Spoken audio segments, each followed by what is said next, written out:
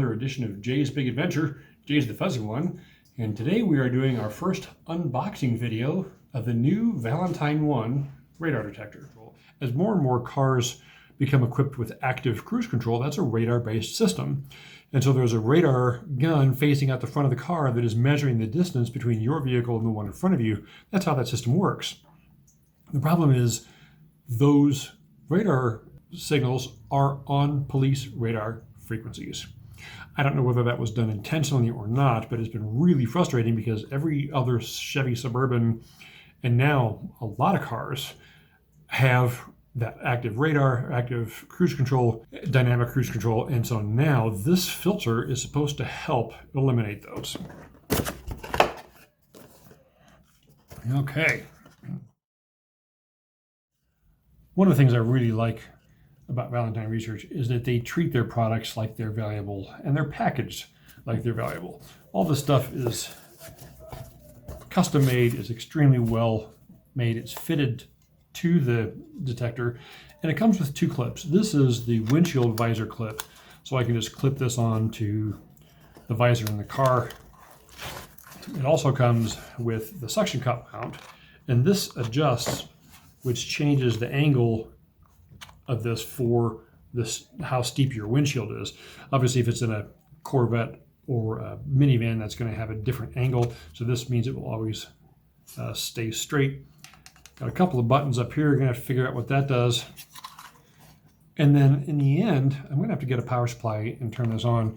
You've got, here are your arrows that show you ahead, beside, and behind the counter for how many signals are out there.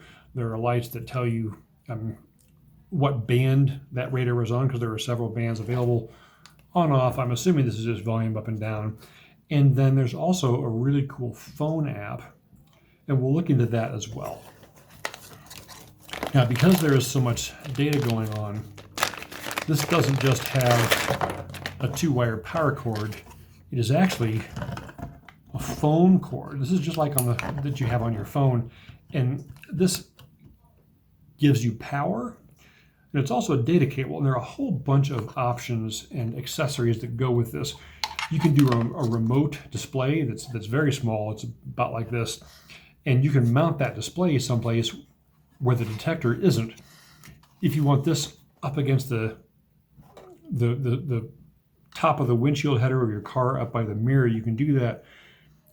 But I have a convertible, and one of the problems is that when I have it mounted high on my windshield, people behind me can see my display and they tend to tailgate to watch my radar detector. With the remote display, I can actually put that down on the top of my steering column so that I still get the display and this remains completely dark. Also, if you do have a police car coming up behind you at night, just nice to not to advertise that you're monitoring their behavior. This is the lighter socket adapter. Okay, so this plugs in here, and then again, there are a bunch of different options that you can use. It's got an accessory port as well.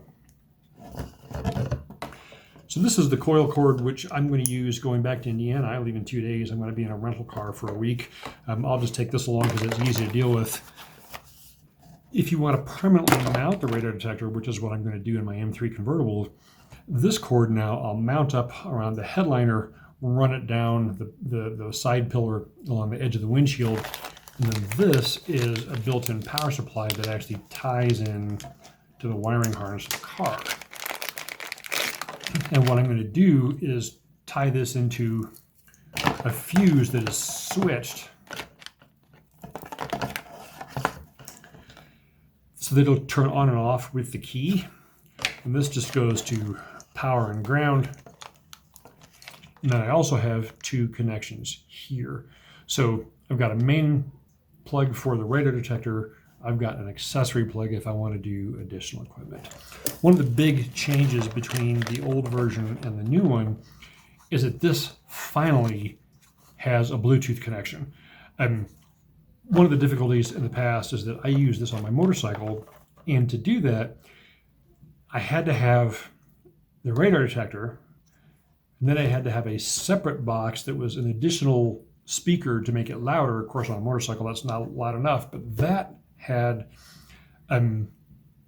a headphone output that I could tie into my stereo of the bike so that I could get the alerts through that. That still wasn't reliable enough, just because at high speeds it's hard to hear. So I got another adapter that was the Bluetooth connector that attaches to the radar detector and then transmits this to the phone app, which that then transferred into my Bluetooth helmets. So I had this and the external speaker and the Bluetooth connector all to make this work with my headphones. This has Bluetooth in it, so this will go directly to my headset. Huge advantage, a bunch less wiring, a lot less expense, because each of those things was another $50. And so this is all in one. Now I'm going to go out and plug it into the car. We'll go for a drive and see how it performs.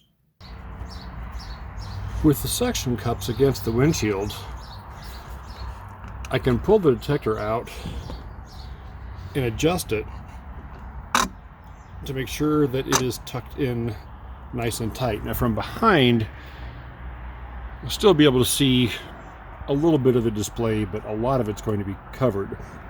Now what I'm going to do is run the power wire along the top of the trim piece down here and around to underneath the dash. I'm just going to take these screws out, which will give me access to some of the wiring. We'll find a switched wire.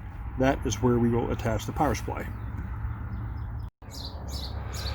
It's going to be hard to see, but I've taken the detector cord, which plugs in on this side, and just run it under this trim panel for the header on the windshield.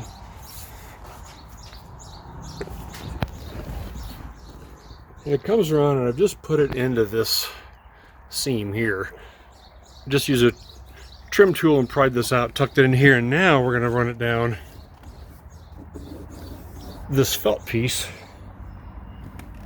to get it under the dash. These 3 screws and this clip will let us drop this panel down so we have access to the wiring of the car. So as it turns out, this is the OBD2 port, and the tan and red wire is 12 volts switched. So to get this out of here, it just pushes into this connector, locks in place, and then that goes up into the panel. And this is your cover for the OBD2 port here. So what we're going to do is put this back in here, pull it up through, attach that wire, and we should be good to go. The power supply for the radar detector is pretty much ready to go. We just have to find a ground screw that I can tie into that, and then the supplied splice connector will go around that wire there.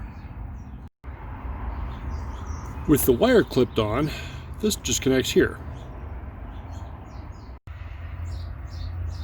The nearest definite ground is this 13mm bolt for the brake pedal assembly.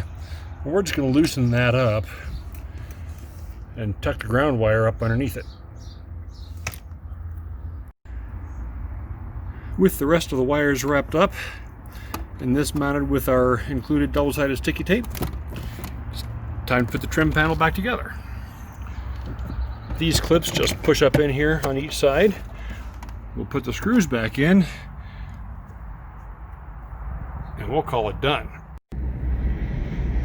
One of the advantages of the new detector is it has significantly better circuitry for ferreting out false radar signals. Signals that are indeed radar, but are most likely not police radar. I'm sitting in a Walmart parking lot. There are always signals in here going on, and it is just quiet. Now to see if there are signals here that it's not reporting, I'm going to push and hold the power button. That puts it into all bogies mode. So there are 2 sources that it is seeing, but it's not reporting because it's figured out that it's not police radar. In the lowercase l, it will report the signals, but not at full volume. If you go back to full logic, it drops to 1. So there's one signal out there that says, I don't know about this, something's going on. So we'll look at it, but huge difference from the last version in terms of its ability to cancel false alarms. So I actually spent a good portion of the afternoon driving around looking for a false signal to show you how this thing actually works in the field, and I wasn't able to do that. And typically with door openers and active cruise control and blind spot detection and all this stuff going on, shopping centers, I'm usually about ready to shut the thing off because it's beeping way more than it should. The fact that I couldn't find a scenario where this thing went off without it being a cop is a very good thing. I didn't find a cop either. So what this tells me is that this new circuitry really works well, and that is exactly what it's designed to do. So highly recommend this product. I worked for the company. I don't anymore. I have it for 30 years, but great folks, outstanding product, and fabulous customer support. As they make additional advancements to this circuitry, you'll be able to send the unit back and upgrade it instead of having to throw away a $500 detector and start over. So please like, please share, please subscribe, and we'll have another video out soon. Thanks for watching.